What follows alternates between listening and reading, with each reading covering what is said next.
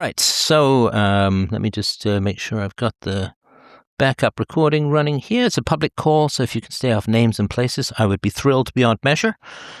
Yes. And yeah, if you want to read your note or you want to just tell me how I can best help, I'm happy to jump in. Can I maybe say something first? Of course. Well, first I want to thank you very much. I've been listening to you for about, I think, 19 years now. I Wow, that's listened to you, fantastic. yeah, when you're like first starting out in your car. I think I watched a lot of your videos.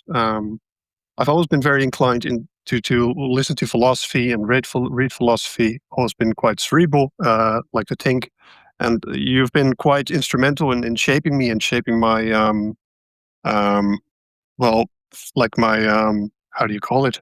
My ontology, or well, you've been a very big figure in my life, and you've shaped me in a lot of ways, and I would just like to thank you for that. I very much appreciate that. And I think you get some sort of award or bell for the longest listener in a while. So thank you. Okay, that's nice. I'm also very sad to see your YouTube channel that it was deleted, because your YouTube channel, it was such a great treasure of so much information with this myriad, so many experts on all these topics. When you went in so much depth, and it's such a shame that it's not there anymore. And yeah, thank you for that. Thank you. So my question, I was well, the last few years have been quite good for me in some ways. Material, they've been well, in the material plane, they've been well. So life hasn't been treating me bad yet. I do feel that there is, I feel that I'm becoming a little bit more misanthropic.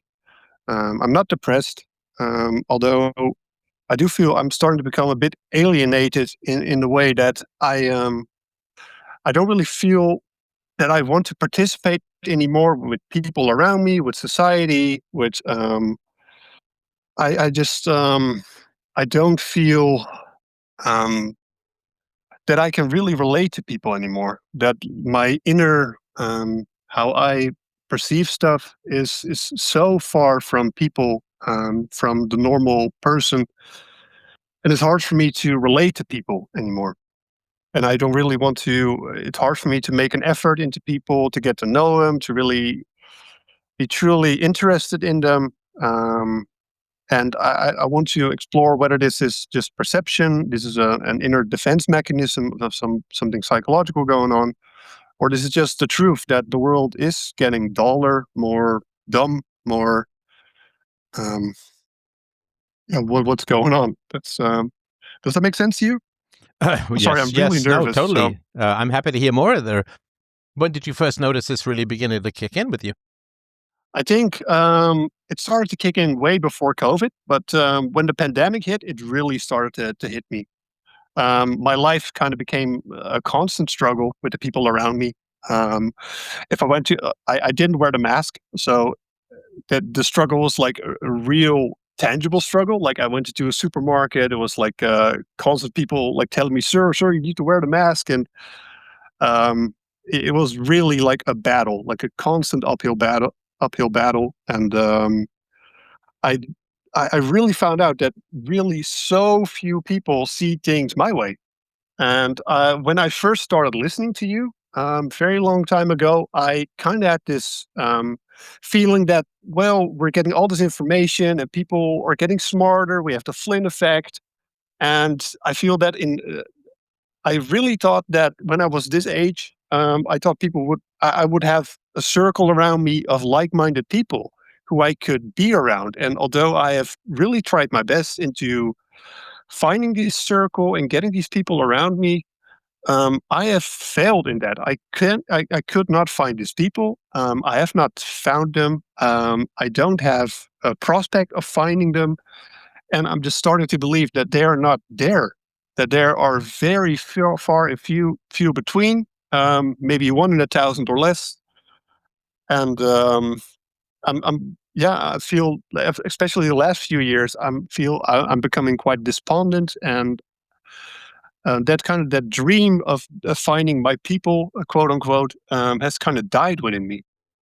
Right. Okay. All right. And how's your dating life?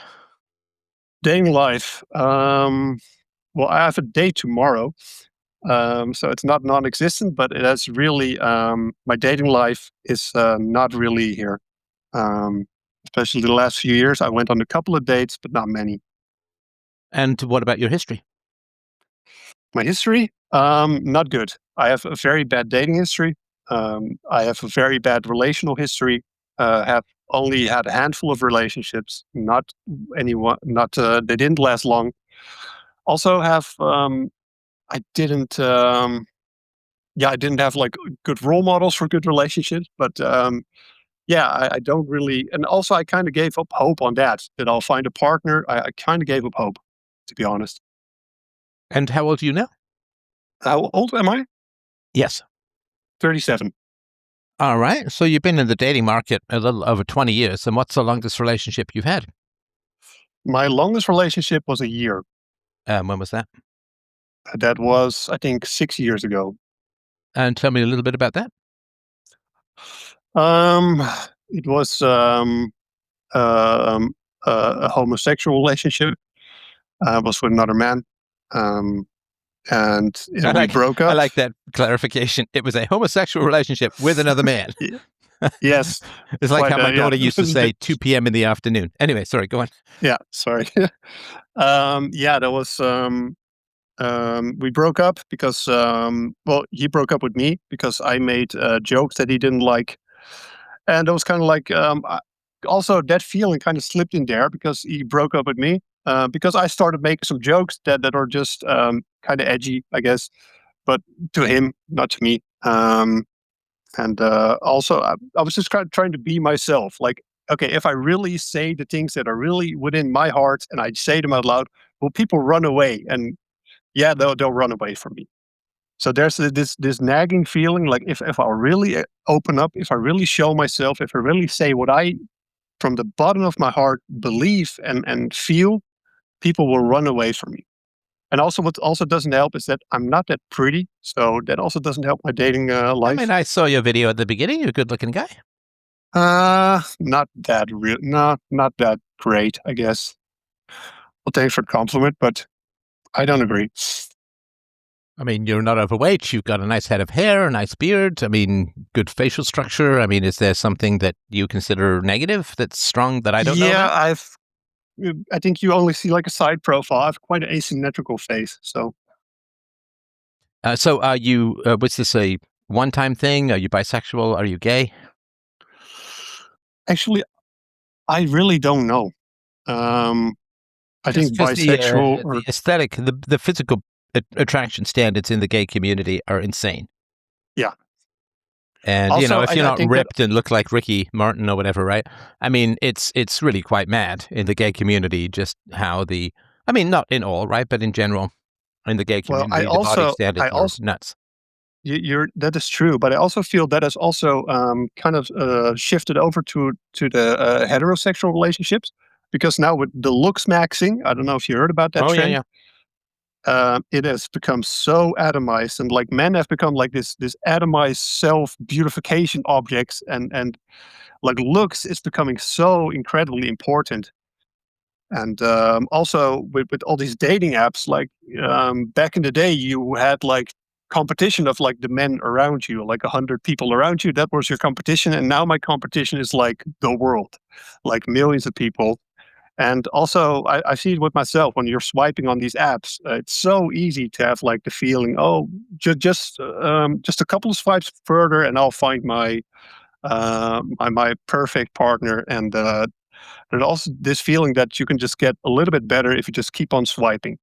So if you're not at 10, it feels like yeah, there's just too much. The supply and demand is really skewed. It feels like that. Okay, so you are asexual, bisexual, gay, demisexual, straight. You said you don't know, so I don't know what I don't know means. You have a sex drive. Is it toasters? Like, what is it? What is it aimed at? Uh, it's very hard for me to. I kind of shoved it under the um. God, bit asexual, I guess. I don't really think about it that much. Although when I do, it kind of goes all over the place. I guess the best would be bisexual. I guess that's if you really want to quantify it, bisexual. I guess. So are you saying that your sex drive is low?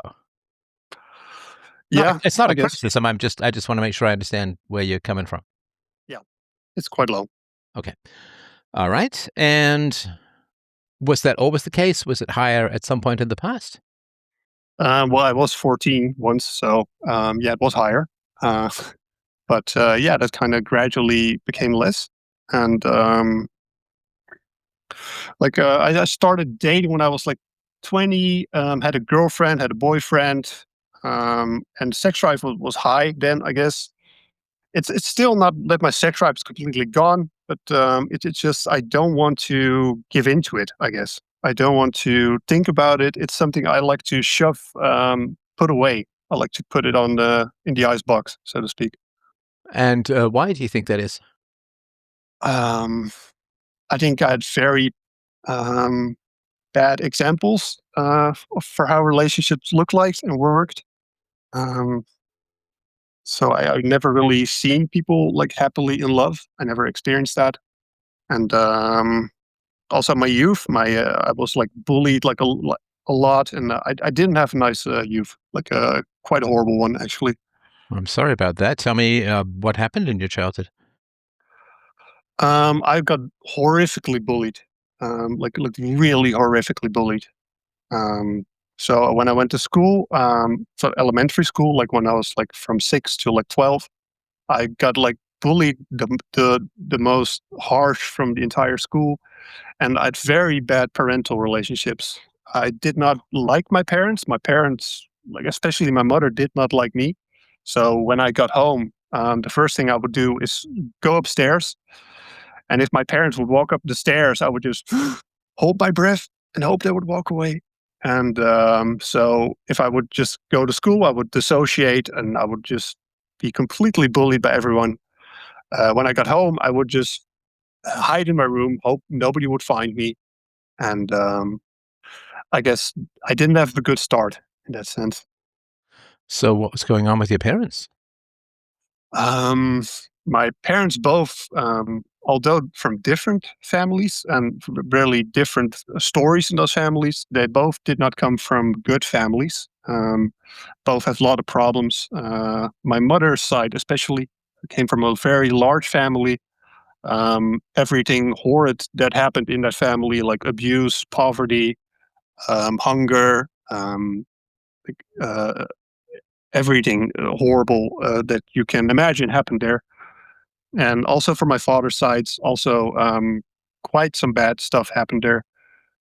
Suicide attempts. My grandpa was in the Indonesian police actions in Indonesia, and yeah, he did a lot of bad stuff there, and he took that home. So my parents both were not very healthy people in expressing their in having healthy relationship with each other. Like I don't have really memories of my father um, have showing affection to my mother. Like that's something I never ever experienced. All right. And were you aggressed against yourself? Sorry, I did not hear that. Aggressed against Yeah, myself? were you aggressed against yourself? Like your parents, did they hit you? Did they beat you? Did they spank you? Not really. I got spanked twice. I talked about it with my parents, but they deny it. It never happened, according to them. But yeah, it did happen, but not that bad. But it did happen. And do you have siblings? I have a half sister who was 10 years older than me, and I moved out of my house when I was 16 because it was really bad at my parental house. So I moved in with my sister, and I lived with her for about 3 years. And she was like a mother to me. Huh. How much older? 11 years older than me, Okay. 11 or 10. I don't know. Right. Okay. So how did you ever have any close connection with your parents at all? Because, the bullying usually comes because the parents are quite distant, right? Yeah, and also I have had a conversation with my parents, and also I told him like, I had very bad parental relationship, and you just saw this on me. Like if I see pictures of myself from that time, you just see this kid has nowhere to go. This kid has nowhere to go to, and he just looks weak and like a prey. And just kids pick up on that like very easily. Right. Okay. And did you do any kind of sports or anything like that that might have countered some of the bullying? Yeah, I went into kickboxing and judo. Kickboxing is something I kept on for very long. So I did kickboxing for about 10 years, I think. So really like that. So the bullying stopped. Also, I'm 6'6", so I'm quite tall. So the bullying stopped when I became big and tall and strong. But also, You're it, six it's six, and you have concerns about your physical appearance.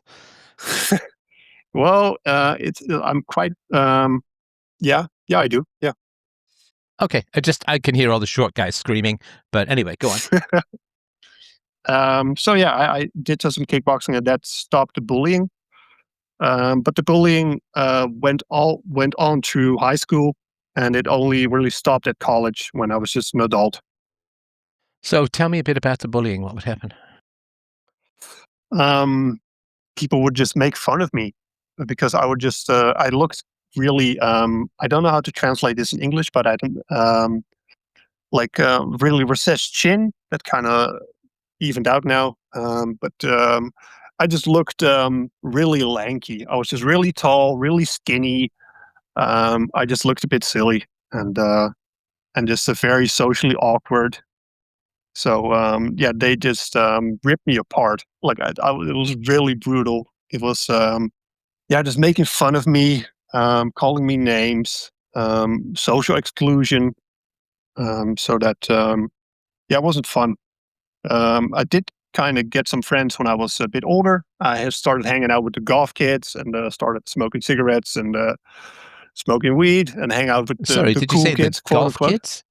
Yeah, golf kids, like the Oh, golf. gothics. Sorry, say it is golf. Golf Okay, kids, golf yeah. kids. Okay, got it. That makes a bit Yeah. more sense. Okay, go ahead. Mm. So I did get some friends, although the only thing that bothered us was weed and alcohol, to be honest. Um, but I did get some friends that way. Okay. All right. And when you first began to get your hormones and so on, was there, what did you do in terms of attractiveness or being attracted to people and so on? I don't really understand the question. What did I do? How do you mean? Yeah, I mean, did you start asking boys out or girls out or anything like that?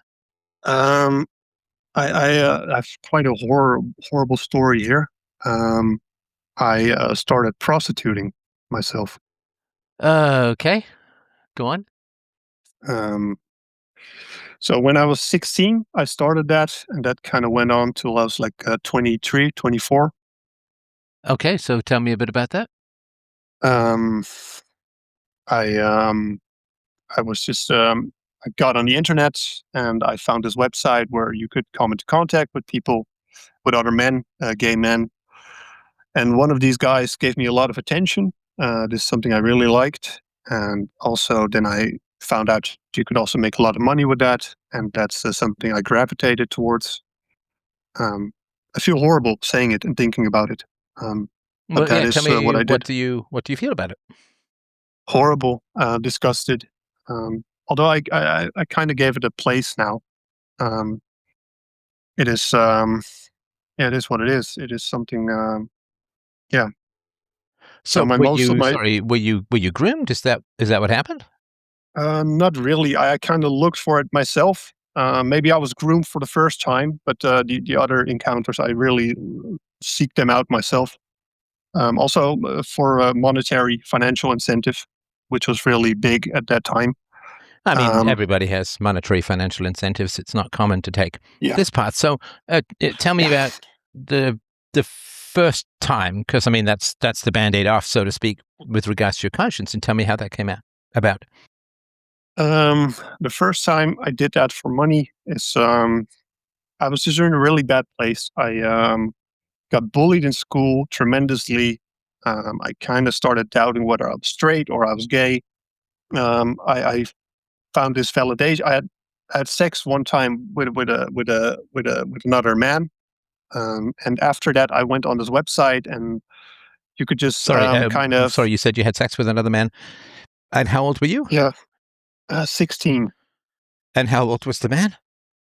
He was relatively young. He was about 24, but the first time I prostituted myself Okay, was hang on. Let me just do one at a yeah. time. One at a Sorry, time. yeah. One horrible story at a time. Okay. So Okay. you were 16, he was 24. Yes, Is that legal where you are? Don't tell me where you are, but that seems not legal. I don't think it was legal. No, that was probably not legal. No. Okay, so it's not really like having sex if it's not legal, right? Does that change the definition of sex if it's legal Yes, or of not? course. Okay. I mean, certainly in the eyes of the law, it would be statutory rape if it wasn't legal, right? Yeah, although I did consent. Not really, though. I didn't No, know what I was no. getting myself Sorry, getting into. sorry to be annoying. The whole point of the age gap is that you can't consent because you're still a child.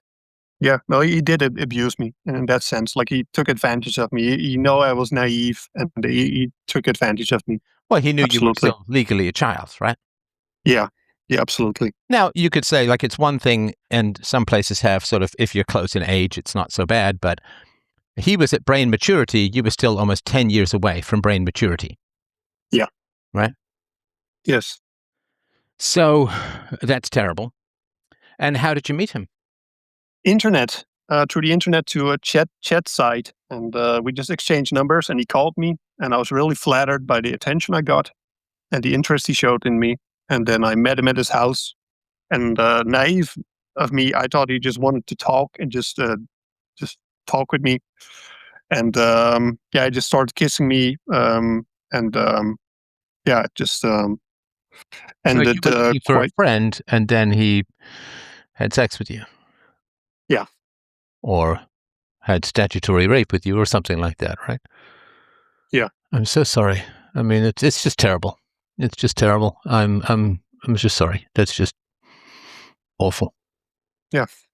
Yeah, it is. And you said he abused you, and then do you mean just in terms of the age difference, or do you mean something else? No, in terms of the age difference, because I really went in there with completely different expectations. I kind of left there feeling in the moment. I felt glad because I felt really, really mature. In that moment, I felt like I was an adult now. Weird, but yeah, it really wasn't good. It was yeah, a bad thing that he did. And was there any pleasure in it at all, or? Um, no, it was very hard for me. I don't think I came or ejaculated. I just it all went. It happened really quick, and I was just kind of overrun by the whole experience, and I was just very shy and very. I didn't know what was happening, and I was just very naive and stupid. Well, no, hang on. Don't call yourself naive and stupid. You were unprotected and preyed upon. Yeah. Again, I'm very sorry. It's just wrong. It's just wrong. Okay. And how long did that? I don't know if we can call it a relationship or whatever you want to say, but how long did that last? Only the one time, because I did have. He tried to call me afterwards, and then I had like this moment of consciousness crisis where I didn't want to engage with him anymore. I so that only that one night. Right. Okay. All right. Okay. And so that was not good because he basically got you out there to on the basis of friendship and then sort of jumped you, right? Yeah. Yeah. Exactly. Okay. Sorry about that. And then how long was it after that you began to think about being a prostitute? Very short. Very short. I think 2-3 months after that, I had another man who I met. He was a much older man. He was about 50, 60. And yeah, he had promises of a lot of money. And so I went with him. And Sorry, he was very kind. he was how old? He was held. How do you mean? Sorry, no, sorry, he was how old? I think he was in his 50s, And you were 16 or 17? 16 You were still. 16. And was this sort of a nakedly um, financial relationship? Yeah. And I do have, I don't have fond memories of that man, but he was very kind and he was very sweet and he was very, um, aware of the situation. He said like, "Oh, you're Okay, 16. sorry. You're just a Are you child." trying to give me a fucking aneurysm here, bro? No, No, sorry. seriously. I'm. What the fuck are you doing? Almost 20 years you've been listening to my show, and you're talking about Yeah. a sweet man in his 50s who pays a child for sex. Yeah, that's not sweet. Like, Jesus, man. Who the fuck do you think you're talking to? I don't mean this in an aggressive way, but like, what are you No, trying to do? but No, no. you're in a state of unconsciousness here. You're Yeah. talking without any emotional connection here. And I don't mean this in a critical way. I'm not trying to be a nag or anything like that. I'm just pointing it out. Because, I mean, you understand that if you say things like that to me, it puts me in a kind of fucked up position, right? Yeah, you're right. And again, think I'm not trying to be a nag, and I do apologize for any harshness, but it's a very unconscious conversation if this is where you're at, that you're trying to tell me this guy was nice and sweet. He wasn't nice and sweet, but I'm not trying to defend the guy, but I'm just trying to describe him. Yeah, As in he had but nice mannerisms. hang on, His mannerisms were. hang on. Are you describing him accurately? No, I'm only describing the how he presented himself. He presented himself as a very sweet old man. He wasn't, clearly, but that's Well, how he as far presented as I himself. understand it, he was a criminal. Yeah, exactly. Again, unless I'm misunderstanding something, isn't he a criminal? He is a criminal, absolutely. I mean, he's paying a child for sex. Yeah. He's paying to commit a crime. And the paying is also a crime. Yeah. So help me understand what's going on here. Well, it's mostly comparative, because it wasn't just that man. Don't intellectualize with me. Mostly comparative. What does that mean? That's yapping. That's just a word. What does that mean? It's mostly comparative. I'm asking what's going on that you would try and sell me this horrible human being as nice and sweet. And again, I'm sorry to be harsh. I don't know where we're at in terms of conversation. I shouldn't sell him as that. You're right. No, and again, I'm not trying to be critical. I'm trying to understand what's going on with your mind or mindset here at the moment. I was just trying to describe him. No, I understand. I understand what you were doing. The question is, why were you doing it? Why were you trying to sell this horrible human being as nice and sweet? And again, I'm not trying to be critical or negative. I'm trying to understand, because you've been listening to this show for 19 years, and you'd say something like that. Again, it's not a critical position. I'm just trying to understand. Well, from all the horrible criminals I prostitute myself, he was the kindest. Let's keep it at that. That's an objective truth, and that doesn't make him less of a monster. Okay. So help me understand how you came about thinking of, I will sell my body for money, for sex, at 16. Because everybody at school hated me. I lived in social isolation. Every time my parents even came near me, I couldn't even breathe. Literally, not figuratively, literally, I could not breathe. I would hold my breath, hoping they would go away. So I was just very, very alone.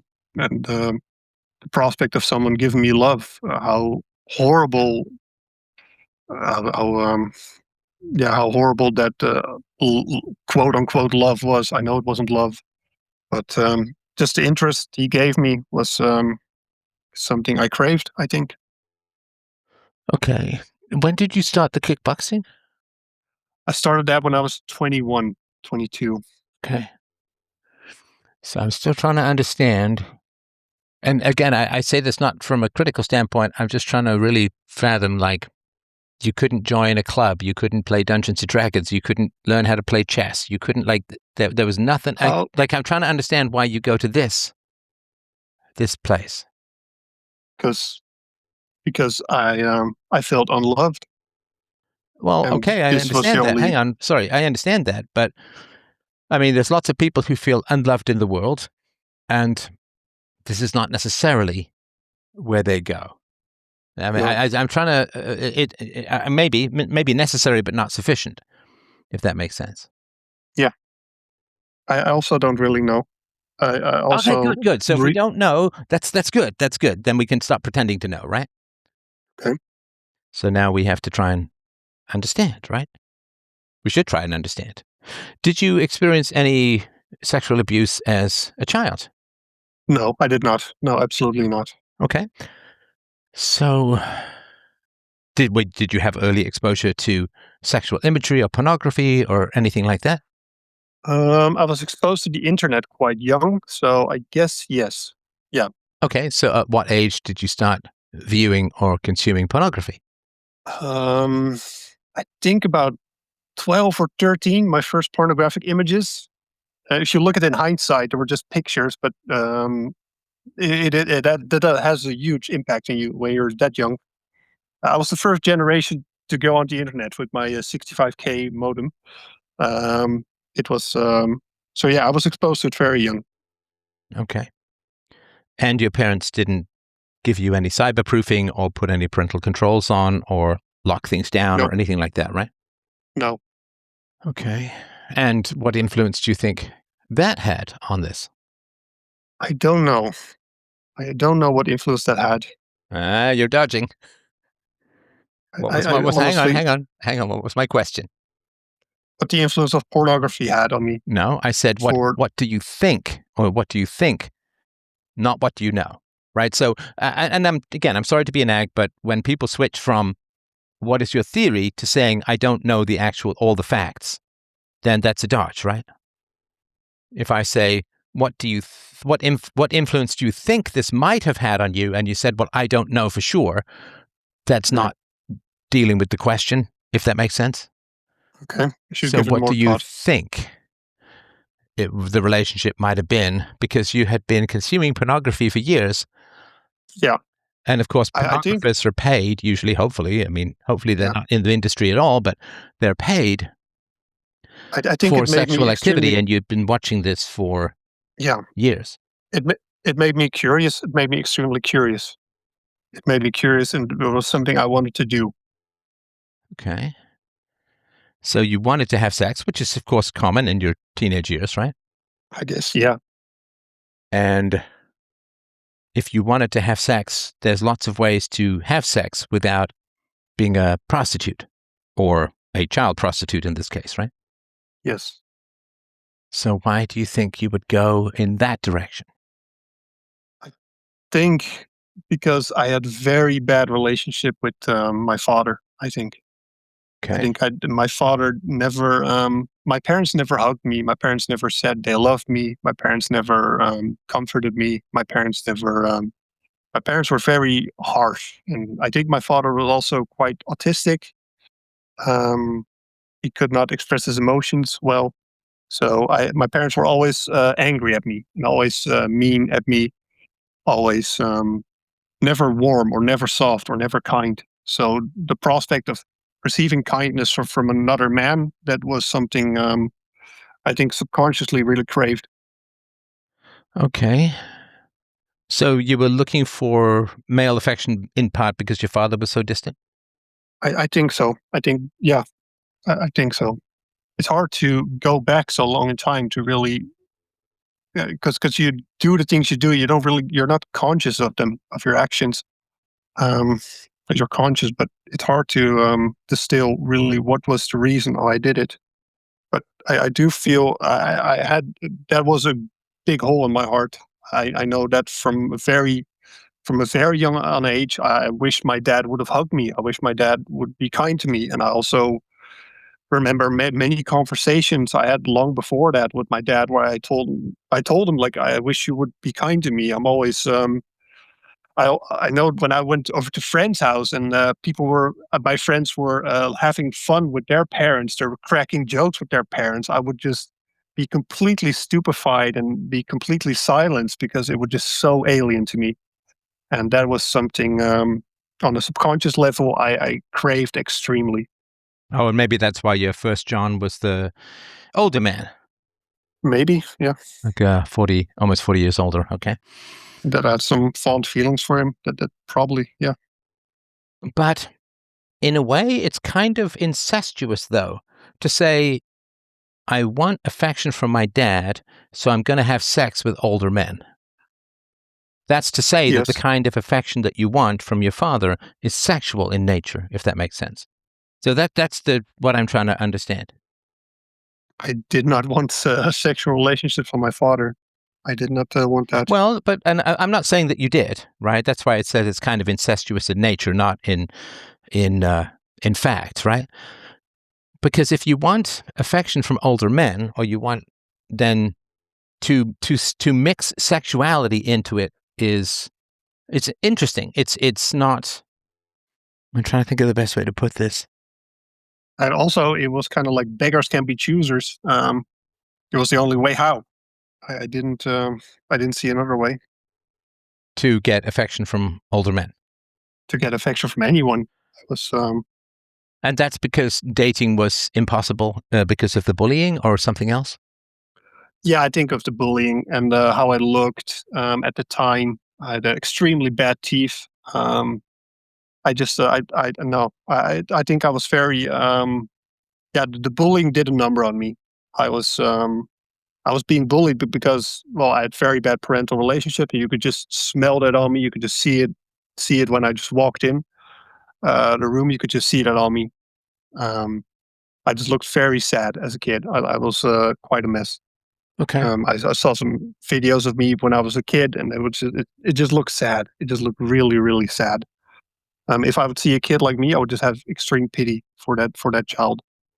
So I didn't feel like I was worth anything or dating. That was you need to have self worth before you start dating, and I did not have that. Not a bit at that time. I was just very socially awkward. Didn't talk to anyone. My only interaction with people was being bullied. That was my only interaction. I'm so sorry. Anything with your mom? My mom, I had a very bad relationship with my mother. My mother was not a nice person. She was very mean to me. Was extremely mean. Um, Also, my mother was like very, I think, very narcissistic. I was very performative, so my mother would kind of live vicariously through me. Also, I had to. She didn't like she gave me clothes, etc., but not to make me look good, but to so that people would think she's a good mother. Um, so every morning I went to school, I first had to sit in her chair, and she would put makeup on me. So other mothers would not think she's a bad mother because I would look good. This was the rationale behind that. She I put really didn't your like mother. that. Sorry, your mother put makeup on you. Every morning, yes. Jesus, that I don't imagine that helped being bullied. No, that really didn't help. It is not fun when you're like 9 and kids bully you because your mascara is running. What the That's no, fuck? This is yeah. insane. What the unholy hell is wrong with these people? I mean, that's not Nothing. even like, gee, my mom didn't really. If she gave me my mom gave me a bad bowl cut with serrated scissors, right? So I look really goofy for a Okay. couple of weeks in school. I mean, that's bad enough. This is mental. She put makeup on you. Yeah, she was absolutely mental. My mother was absolutely mental. I Holy had shit. very, very bad memories of my mother. Quite horrible memories. Also, my mother screaming at me, foaming at the mouth, telling me she hated me, that I ruined her life. And this is a 13, 14-year old me where she's just completely berating me that I'm a horrible person. And So she was kind of psychotic, right? yeah, she was absolutely mental. She was, yeah, there was a lot wrong with my mother. Wow. Again, really sorry about this as a whole. It's monstrous. And your father, I assume, of course, was equally mental in terms of the distance. And you had mentioned Yeah, something about autism.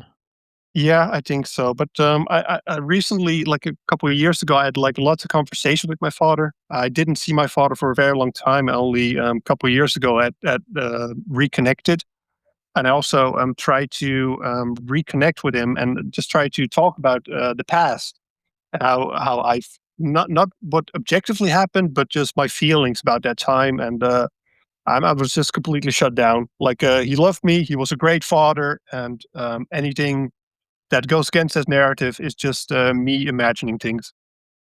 Yeah. So So he's still a liar and dissociated.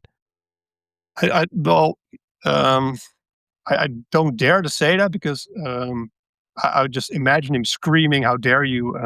If I would say that to him. But your words, not mine. But maybe. Okay. How did you? So tell me about the history of your relationship with your parents in a while. Where do you? On what time do you want to zoom in? I mean, from Um, 16 onwards.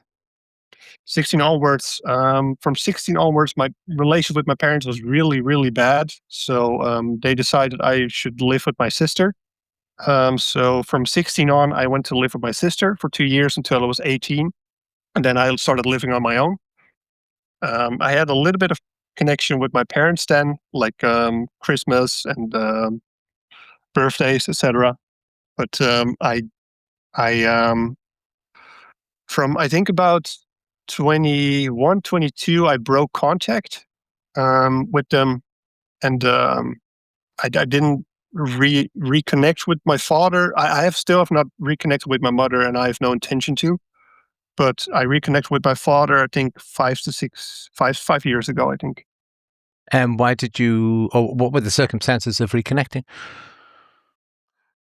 I think it was kind of, I was just curious how he was, and I was just, I missed him. So I just wanted to reconnect, and we talked, and it was very nice talking to him again. And no, I do love my father very much. Oh my God, Although, man! Oh my God, you're killing me. You're killing me. All right, so tell me. I'm happy to explore this. Tell me what you love about your father. he's smart. He's very intelligent. He did a lot of stuff for me. Although, like he did not show me affection in a lot of ways, but in in a lot of ways he did. Like in the ways that he could, he did. He did provide for me very well. Um, I live in a house now. My father, I could live in a house because of my father. Um, so yeah, my father did he has given me a lot. So he is smart and he gives you some shelter. Yes. Those aren't virtues. What else? We see eye to eye on a lot of stuff, um, like politics, etc. Although I don't really care about politics anymore. Um, All right. So, what are his virtues? um, he is straightforward. He speaks truth in a lot of ways. He's not afraid to be the odd man out. He's not afraid to be. Um, he's brave. I think he's brave. He's a brave man. He's very hardworking. He's quite conscientious. Um, yeah, he's kind of like an old school Clint Eastwood kind of type of guy. He's tough in some sense, and Tough. What the fuck are you talking about? He let his wife put makeup on you. yeah, What do you that's help not me tough. understand? I feel like I'm in an opposite universe here. She screamed at you. Did she hit you? No, you said you only got spanked twice, right? Yeah. So your mother screamed at you, terrified you, put you in makeup, sent you to school. You were bullied for years. What did your father do about you being bullied? If he's a tough guy, right? He went to the school and tried to, yeah, on the school try to work it out with the teachers, but yeah, yeah, it didn't really help me in it. Like, hey, if they come to you, I'm gonna teach you how to box. You beat them up or stuff like that. He didn't do. Oh, Sorry, your big tough guy father went to teachers. yeah. I also think he went to another. He had to talk with another few parents, one or two parents, I think. You think? Once, yeah, I can't remember anymore. Okay. So did he help you with this in Not any? really. No, And it went on for years, right? it went on. It never stopped. Right. It started when I was 4 or 5, and it never stopped. Okay. So 10, 12, 14 years, right? Yeah. Your father did not stop it, did not do anything decisive to help. No, no, I guess not. Sorry, I don't, what do you mean you guess not? This is what you're telling me. I'm not trying to No, impose he something on didn't. you. He didn't. So you can't even protect his son who's getting makeup put on him by his psychic wife. Help me understand what I'm missing here. You said he No, was you're not so missing anything. cold that you became a child male prostitute. You begged him for affection. He gave you nothing. He marries a psycho woman who screams at you and puts makeup on you, and you're trying to sell me a virtuous guy here? No, but No, honestly, like I feel like I would assume, based upon this call, that you'd never listened to my show in the past. And listen, it's not like you have to agree with me on anything or everything, but it's kind of weird to not even reference. oh no, I did reference Hang on, it. it's kind of weird to not even reference any of the arguments that I've made that you've been listening to apparently for 19 years. So what is my definition of virtue? No, sorry. What is my definition of love? Let's do that. Definition of love. I knew this one by heart. It's the I know it in Dutch. It's the involuntary response in the appearance of another. To virtue. It's involuntary Yes. response to virtue if we're virtuous, right? Yes. Okay. So when you say that you love your father after you spent, 40 minutes complaining with great justice and bitterness about your absolutely horrible childhood, which is just terrible. I mean, honestly, you've had one of the worst childhoods I've heard of on this show, and I've been doing this a long time. Yeah. So your father presided over a psycho wife. He himself was cold and distant, and so cold and distant and unfeeling and unaffectionate that you ended up selling your body to fucking crypt keepers when you were in your mid-teens. Yes. And you're going to tell me that he's a virtuous guy and you love him. Also, he wouldn't listen to you when you talked about your childhood. And also, when I pushed back a little bit against him, you said you could hear him screaming in your head. Yes. And this is also why, I'm not like fighting for my father. There's a reason why I broke with him. Listen, all I can do, I can't read your mind. I can only go with what you tell me. Yes. And you tell me that you really love your father and he's a virtuous guy. I don't know if he's virtuous. No, but I do. You just said 5 minutes ago that he's virtuous. Don't gaslight me. I'm not sure. You're gaslighting me. You're right. You're gaslighting me. Don't do that. Don't do that. So this is why it's tough for people to get to know you, because you keep switching. And I'm not, it's because you've been a listener for a long time, I'm going to have higher standards for the conversation, right? That's fine. So, what the fuck? What's going on here? If you're going to say, my father, okay, was your father a child abuser or neglector? He wasn't yeah, he was, I think. Okay, I mean, it is child abuse to send your child into an environment where he's being relentlessly and horrendously bullied for 10, 12, 14 years. That is abusive. It is abusive to let your wife put makeup on your boy and send him to school. So you're a tall, gangly kid with blush, lipstick, and mascara. It is abusive to let your wife scream at your child and call him horrible names and shred his confidence and self-esteem. Just tell me if I'm wrong about any of this, and I'm happy to debate. No, you're not wrong. You're not wrong. Okay, so what is the second worst form of abuse? Here, I'll give you my quizzes here, right? The worst form of abuse is sexual abuse. What is the second worst form of abuse? Physical? No, physical is the least bad. The worst is sexual abuse. The second worst is neglect. The third worst is emotional abuse. The least worst is physical abuse. Okay. So your father, at least, listen, I'm not saying you have to agree with my definitions. That's fine. But it's weird to not even reference them as if I've never said anything on the subject. Now, you may say, Steph, this may come as a bit of a surprise to you because I know that you have a different opinion or a different argument, but I am going to claim that I love my father. This will be surprising to you, and let me tell you why. Nope, you're just like, yeah, this guy was a horrible child abuser, and he was horribly neglectful. He drove me into the arms of predatory older men who paid me for gruesome sex, but I love him. So were you aware when you're talking about how great your father is, were you aware that I was going to have something to say about that quite strongly?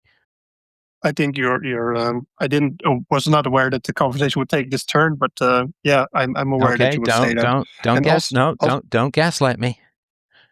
Don't gaslight me. It's not that this conversation took a turn.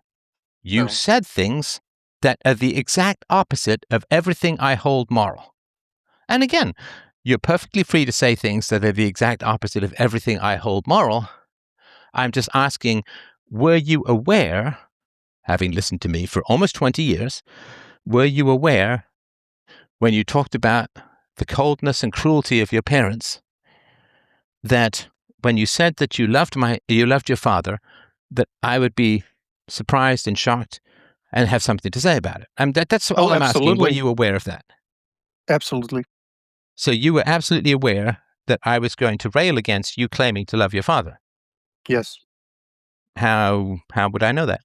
You didn't say anything. You didn't say, "Oh, Steph, this is going to come as a surprise to you, and let me just sort of frame it," or anything like that. You just said it blandly, as if it was just normal and natural. Well, to give you a bit more of the story, I said all these things. I wrote letters to my father where I explained all these things. I broke with him because of these things. I also made your arguments against my father and said, this is the reason why I'm breaking with you.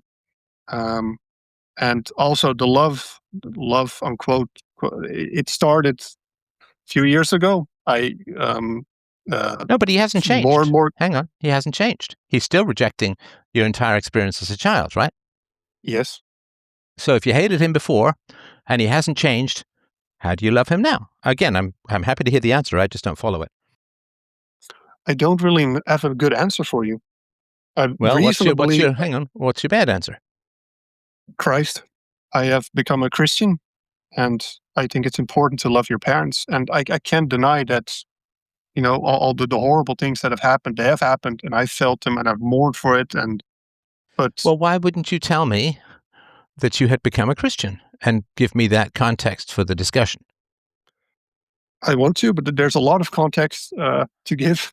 Well, no, but you don't give the details without the context, right? Otherwise, it's just confusing, right? So if you say, well, the reason, like if you'd said to me, Steph, the reason now that I love my father, who formerly I hated and didn't have contact with, is because I've become a Christian and I want to obey the honor their mother and their father. Although that's a bit confusing, right? Because why would you honor your father but not your mother? That's a good point.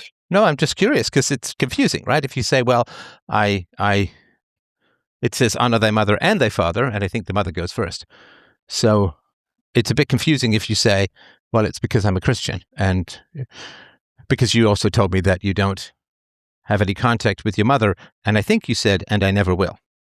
That's correct. So why would you honor your father but not your mother if it's a Christian commandment, which includes both? And again, I'm sorry to be a nitpicker. I'm just trying to No, you're I'm correct trying for to nitpicking navigate me. this quite challenging conversation. Maybe the most honest answer I can give you is that I don't know why I love him. But the last few years I've grown to love him. Okay. All right. So you just have an emotion that has no cause. And I will also, you and I both know directly and incontrovertibly that you are only able to be in a relationship with your father if you bear false witness, which unfortunately contradicts another commandment, right? Because you have to lie about your childhood and your experiences and not tell him the truth about what you think and feel about your childhood. So you're only in a relationship with your father because the moment I expressed anything critical, you immediately said, "Oh, I can hear my father screaming in my ear," or something like that, right? Hmm. Yes. So you're only able to be in a relationship with your father because you lie to him. Because if you told the truth, he would scream and reject and attack you, right? Well, he has also recently, not like 2-3 years ago. I also said it, and I also got attacked for it and denied and said that it's not true. That he loved me very much. He did everything for me that he could. I Does he know that know that that's you not were true. a child prostitute? Yeah, he know that. Yeah, So he knows he that. does. And what is his answer as to how you became a child prostitute if he was a perfect father?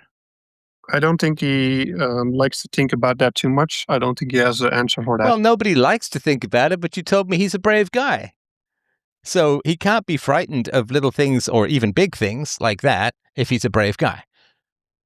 If he's a brave guy, then he'll step up in a manly fashion and talk about things that are difficult, right? Well, you're right. And actually, you're right. I shouldn't say that he's brave because he's brave in some things, but he's not a brave man as a virtue. No. Okay, in what things is he brave? Confronting people, not confronting me or the past, or but confronting other people. He can be direct, I should say. He's very direct, but that's not a virtue. Are you still there? Yes, sorry. Could you give me an example of something that he is brave about or has confronted someone about that you know of? Actually, I can't, Stefan. No, no. You ask me what are the virtues of your father, and I say some stuff that that rings true to my ear. But if you ask me to really examine it, I can't really give you tangible examples of virtues. I can't. That yeah, you're right. Okay. All right. Got it. Okay. So, how is it that I can best help you in the time that we have left? I don't really know. What was it, do you think, that most prompted you to want to have the call? Because it sounds like we just have very different definitions of many things, which is not good or bad. It just means that we have different definitions of love and loyalty and Christianity and so on. I don't believe that Christianity says that you should be relentlessly affectionate towards people who are unrepentant sinners. Is your father a Christian? No, he's not. Okay. And he has not, as far as I understand it, he has not accepted fault for the wrongs that he did. No, he has not. No. So he is an unrepentant sinner who's not a Christian. Is that right? Yes, that's right. And according to what you understand about Christianity, and of course, I'm not any kind of fundamental expert on Christianity, is it your understanding that Christ or Jesus commands you to love unrepentant sinners the same as you would somebody who has repented and accepted Jesus? I don't think so. No. Okay. No. So if unrepentant sinners, your mother, I assume, is also an unrepentant sinner. Is that right? Very much. Yes. She Okay. has not changed in the most fundamental ways. No. So why is your father acceptable and worthy of love, and your mother is, it sounds like, sort of very negative. You have a very negative relationship with your mother, and you don't have any contact with her. So what is the difference? I assume they're not, sorry. I assume that they're not still together, right? No, they're not together. No, they got a divorce when I was about 15, 16. And do you know why they divorced? I was glad when they divorced. I don't know why they didn't divorce. Let's put it that way. They never loved each other. That happened if they were able to hang on for 15 or 20 years. Or do you know anything specific that happened prior to the divorce? I think it was just a drip that overflowed the bucket. It was I don't know what exactly caused it, but I think it was just it was never happy. It was never good, and I think my dad just could not take it anymore. Okay, got it. Okay, so you had if you don't have anything particular to work on, I can mention something to you that might be helpful based upon what you called in with. Okay. So you called in feeling isolated. Is that right? Yes. Yeah. Yes. I mean, I can tell you why you're isolated if you want to know. Okay. Because you are consorting with an evildoer, and you are claiming to love an evildoer. And if a good and healthy and virtuous person comes around, and you tell that person the truth about your childhood and your father, and then you say, but I love my father, and I enjoy spending time with him, and I'm glad he's in my life, what will the good and virtuous person think and feel about that? Confused, I guess. No, not really. No, not really confused. It's just a rank contradiction, right? Yes. So they will say, you love the person who has done the most harm to you of anyone in the world. maybe, lumping him in with your mother because they're a system, right? There's no one good parent and one bad parent, right? So they would say, okay, so you love the person who's done the most harm to you and has never even admitted fault or repented or made restitution or anything like that, right? Yes, and can I maybe add something? Yeah. I broke with my father since I don't really love you, and that time, but I broke with him. I was ever more alone. I spent every Christmas alone. I didn't have much friends. I didn't have any family. I completely broke with all my family, and that broke me so much. And I was when I after so many years of breaking with my father, I had another encounter with him and a talk with him, and that was fun. That was because that was okay, and I guess I'm just happy to have at least some family again, to not have to spend Christmas alone again, to have some support system behind me again, and I Okay, and think that sorry, how weighs more. long, from what age to what age were you not talking to your father? From 2022 to about 30. For about 8 years, I didn't speak to him. Okay. And what efforts did you make to find better people over that time period? Um, I well, work, sports, friends, um, but the more I kind of lost a lot of friends because I didn't see eye to eye with a lot of people, and so. But when my dad came back in my life, I was quite happy that I at least had someone again. Okay, but you do understand that if you have an unrepentant child abuser in your life, it's going to keep good people at a distance. Do you really think that the only way I can have good people in my life is if I break with my father? Well, no, that's not what I said. What did you say then?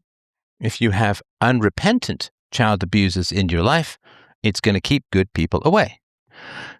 Right? Do good people want to be in an environment with someone who says, I love the man who abused me as a child, even though he's never admitted any fault and attacks me if I talk about it now? I mean, that's I just straight up don't. Stockholm syndrome, right?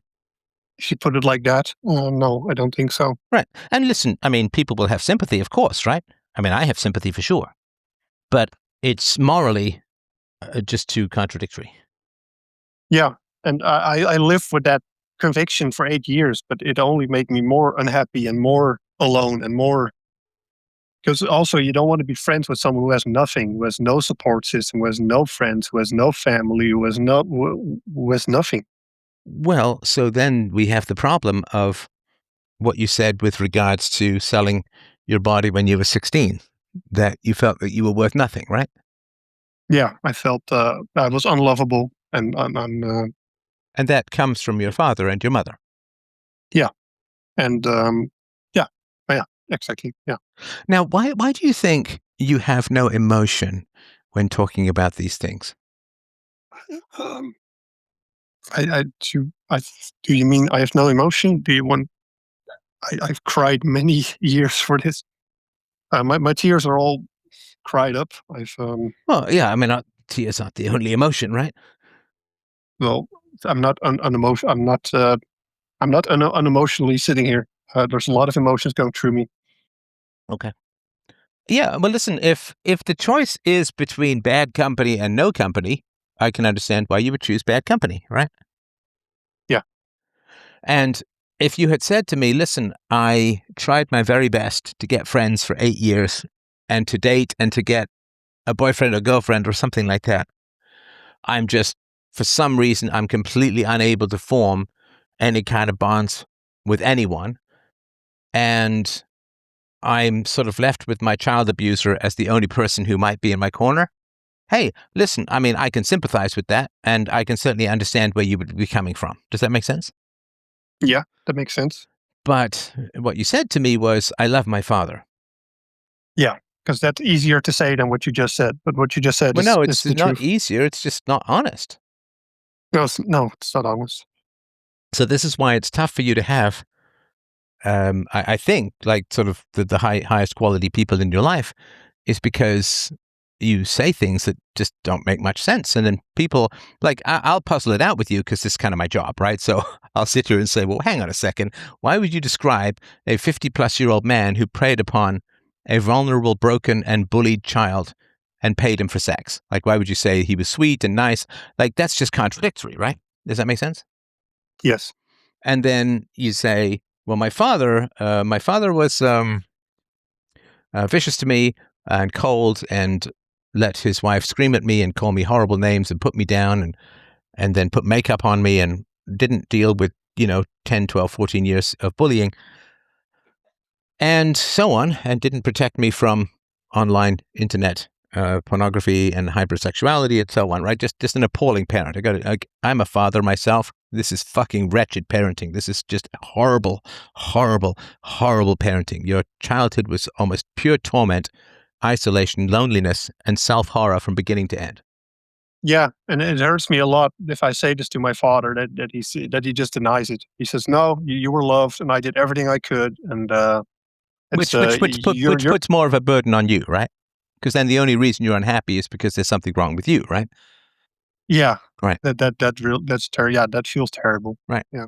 So he's still sacrificing you for his own emotional comfort, right?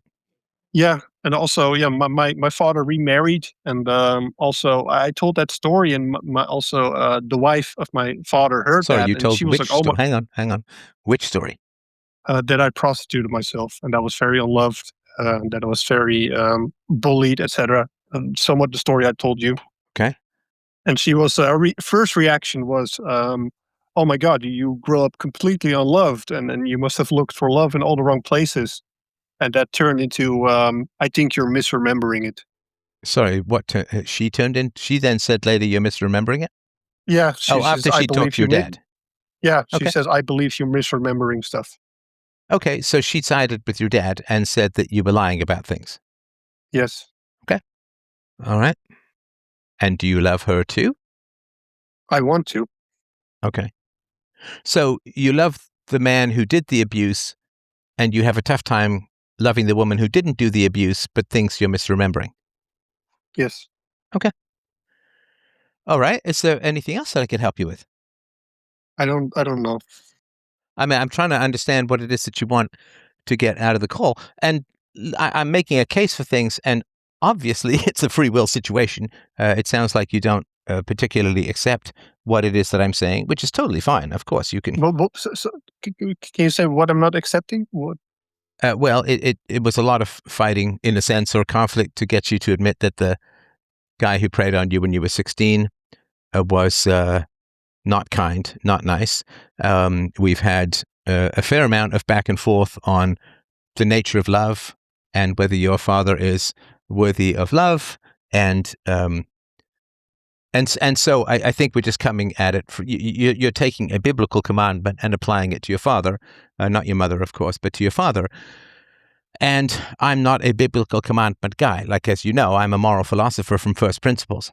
So if you are taking a biblical commandment as the root of your behavior, then I think it would make more sense to talk to a priest than a moral philosopher, because we're just coming at things from very different perspectives, right? If the perspective is, well, the commandment is to honor thy mother and thy father, and so you have to love your father no matter what, then that you know that's not at all where I'm coming from, No, right?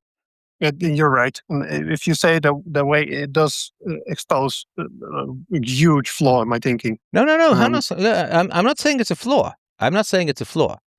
I'm just saying that if you have a moral commandment from God that has you believe that's why you have to love your father, but not your mother, then you no, have. but Sorry, go ahead. what I mean is that I don't follow a commandment of God. It's something I like to say because it makes things easier for me. It makes things nice and cushy, but that's not what I'm doing here. I don't I know what you think mean. you're. Sorry, you are or aren't telling the truth about that? I'd like that to be the truth, but it's probably not true. You know my head is spinning, right? Sorry. Yeah, I don't know it's which way is up anymore. I really don't. Like I said, love is our involuntary response to virtue. I think we showed that your father is not virtuous, although you tried to give me a bunch of his virtues and then you backed off some of them. And then you said it was the biblical commandment. And now you're It's saying it's not the emotions. biblical. Hang on. And now you're saying it's not the Sorry. biblical commandment, but it's something you say. So I can't really have conversations with just stuff that you say that isn't true. Does that make sense? That makes sense. Yes. Right. Okay. So I'm not sure what to do with the conversation if, when you say things to me and they sound like the truth, or they sound like that's what you believe to be the truth, and then if you say, well, no, that's not really the truth. That's just something I like to say. That's a little tricky, if that makes sense. Yeah, that's tricky. That's true. You're making me nervous. I'm not trying to be mean, honestly. I'm really not. I mean, it's fine. Okay. It's an interesting conversation. It's just that this is probably why it's tough for people to be in your life, because the stories are just all over the place, and they kind of contradict themselves, and then. And listen, I completely sympathize with this. You have the response of someone who's going to get the shit kicked out of him if he gives the wrong answer. And I say this with deep sympathy for your childhood and so on, right? Because and this sort of comes out when I sort of criticized your dad and you said I can hear him screaming in my head or whatever it is, right? So people who are under threat tend to lie. I did as a kid. And you did as a kid, because telling the truth is way too dangerous. Does that make sense? Yeah, and that's something I really have struggled with. Yeah, like you couldn't say to your mom, "Get this fucking makeup off me, you crazy bitch," right? No. Or some gentler form of that, like, I don't want to have makeup in the morning, because what would have happened if you'd have said to your mom, "Don't put makeup on me, it's wrong. It's not helping my social status," to put it mildly, right? Yeah. So, and if you'd gone to your father and said, if your mom insisted, I mean, what would your mom say if you said, "I don't want to wear makeup"? I think she didn't really care what I wanted. I think No, but she what would only she say? cared about. What would she say? I think she would just make up a reason. I think I also said it a couple of times, but did she just? I had no say in the matter. Right. Really. Right. Okay. Got it. So your mother would just do what you wanted, and if you were to insist, what would happen? Like, "Mom, put away the makeup. I'm not wearing makeup. Stop it. Like, I'm not doing it." Like, what would happen? She would get angry and then get verbally abusive with me. Tell me she hate me. Scream at me. Okay. Like not things you want as a kid that's completely socially isolated. You want. Oh, it's terrifying. Yeah, it's terrifying. So you would rather get makeup put on you than have your mother say she hates you, because if your mother says she hates you, your chances of survival from an evolutionary standpoint go way down, right? Yeah, I think that's it. Yeah. Okay. I'm just So, trying to and what stay if you alive. were to go to your father? If you were to go to your father and say, "Can you talk to mom? Like, the makeup thing is weird. I'm not a girl. Like, you need to talk to mom and you need to get this stuff sorted out, because this is just bizarre." What would your father say? I can't really. I don't really know. But it wouldn't be positive. I think it would be dismissive. I think it would. Oh, she just does it for this. Oh, it would be a dismissive answer. It would be dismiss me and just downplay the problem. So you wouldn't get help. No, I would not get help. No. Right. So you couldn't tell the truth. And when you tried to tell the truth, like you said to your father, I'm really missing having Yeah. affection from you, and let's do things together, you would just be ignored, right? Yeah, and I also the email and the letters I sent him, like, this is the reason why I'm breaking with you. He also said, like, I didn't understand anything from it. It was just very weird, and I also believed that he believed that. Right. Because he also showed those letters to his neighbor at the time that Really? lived next to us. He's like, "This is so weird that he does that. I have no clue why he's doing this." And so that is, yeah, he really believes that. That makes it very difficult, because I really believe that he truly believes that he was a great father and he did everything he could. I really believe that he believes that. Well, who knows? I mean, we can't read his minds, so there's no way to know what he does or doesn't believe. We just know that everything he does believe is convenient to his narrative. Everything he does believe is the easiest and most comfortable and most pleasant thing for him to believe. That is true. Yes. So I don't think he really believes it because it's just all too convenient for him, right? Maybe. Well, no, it is. Sorry, Maybe, I thought you or disagreed that maybe it was convenient to him. yeah, or maybe it is so delusional in that sense. Maybe.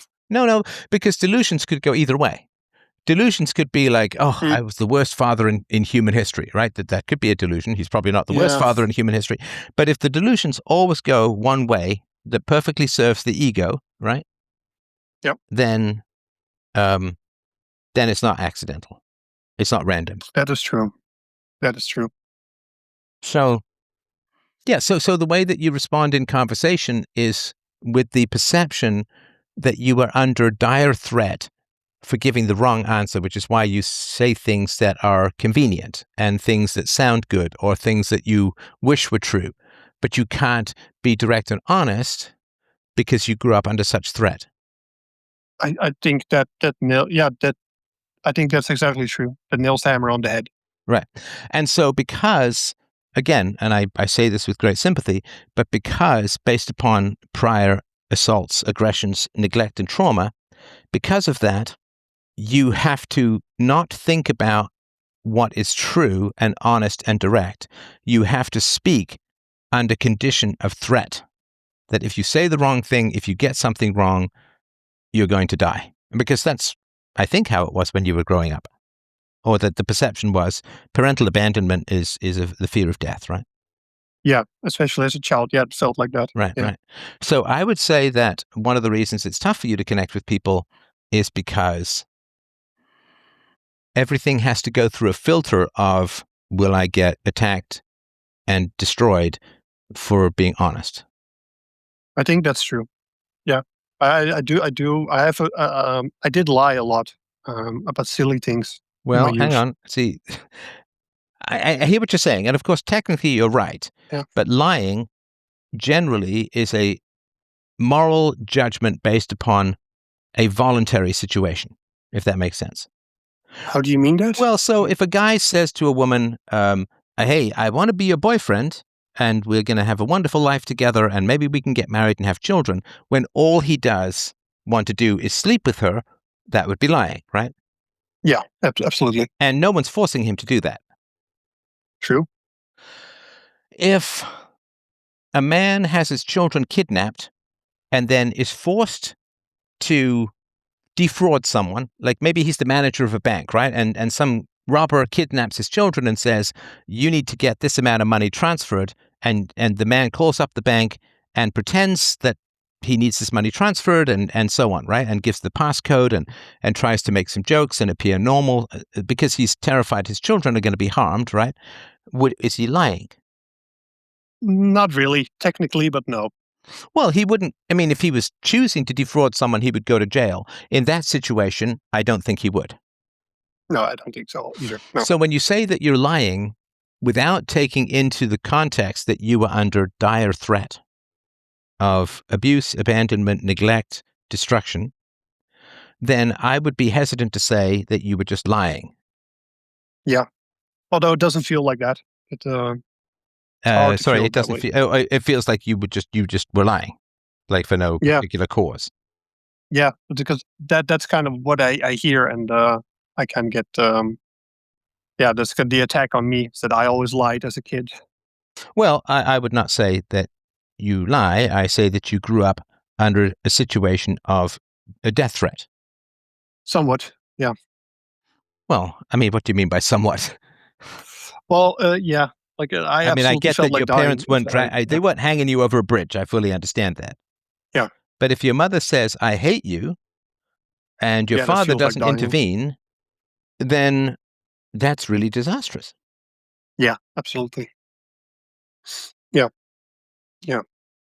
So I think the problem is, of course, when you're around your father, you are reactivating that threat because you have to lie with your father. Yes, I have to. Yeah, I have to lie with him. That is true. I can't explain. Also, I after all these years, I do still feel the need to tell him and to talk about how it was in the past, and that's also something I did. Like even after our relationship was quote unquote kind of going well, I still try to put it on stake to have a talk about it, like, and really dive into the past, like what happened here, why were you this way? And yeah, the answers were very disappointing, not even disappointing, but really well, like you said, like convenient for him. I lie. He just did the best he could, and yeah, I was just a terrible child. That's kind of the stretch of it. Right. Right. So, I mean, that's the price of being around your father, is that it is going to continue to reactivate this terror of telling the truth. And if you have a terror of telling the truth, then it's going to be hard for honest people um, to be in your life. Yeah, I think so. I think that is true. And so, listen, obviously, you can make your own choices. My job, of course, is not to make any decisions for you, which I would never want to do, but it's simply to say the costs and benefits of that, of the decisions that you're making. Yeah, although it feels like I don't have that decision anymore because the prospect of like finding other people like in your 30s, that kind of drops dramatically. It's hard to have people who can really integrate into your life at this stage in my life. So I feel like maybe it's pragmatism where I just kind of grab what I can grab. Because it feels like if I'd say to my father, like, "Hey, I really want to talk about the past, and if we can't talk about it, like, we're not going to talk." I feel that I'm putting myself up for absolute. I feel like death. That's another death Sure, sentence. sure, sure. Right. No, I understand that, and if you're going to make the decision to stay in contact with your father, obviously that's your decision. And I can understand that 8 years of not being in contact with others is very tough. And I'm not going to try and just, hey, that's no big thing. That is a big thing. And I really sympathize with that as well. But just, you can do whatever you want as long as you're conscious about it. That my sort of general argument is it's really important to be conscious about it. So if you choose to stay in touch with your father, the price of that is going to be that you're going to have to misrepresent things to him. And you're going to have to obviously not tell the truth and not ask for any kind of apology or restitution or anything like that. Yeah, yeah, and that does bother me a lot. It does bother me because every full moon, I just still think about it. I still feel terrible about it. I still feel I always say to myself that I'm just being selfish. It's just I why would I want acknowledgement for something that happened so long ago? Like that's also what my father says because I'm grown up now. I'm all grown up. I have a good job. I'm my own man now. Why would I need that? But there's still like a child inside of me that still really Well, wants it's that. still having an effect. What Yeah, it about, still has an effect. sorry, go ahead. Well, it still has an effect. Absolutely. What were you saying? How old is your father? 62, 63. Okay, got it. Got it. Okay. Yeah, I mean, is his health good? His health is good. Yeah, his health is fine. Okay, good. Yeah, I mean, so, I mean, the one of the problems with being closer to your parent than having a partner is because your father is going to die many, many decades before you do. Probably. And so that's it's a Yeah. short-term gain, long-term pain, if that makes sense. Yeah, absolutely. That's true.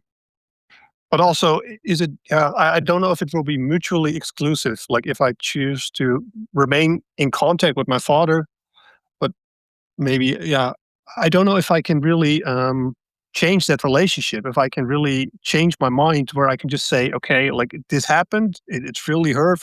It really hurts me. I'm kind of betraying myself or betraying my inner child or however you want to call it. That I'm still having contact with him. I'm not really being truthful. I'm kind of you said it better. I'm not can't really find your words. Um, how yeah is that really going to exclude me from having a partner? And I don't know. Well, I mean, no, you see, you can just be honest, right? So if you say to me, I am full of love for my abusive father who's never repented and screams at me or yells at me or insults me if I try to bring up the past or won't talk about it or whatever, right?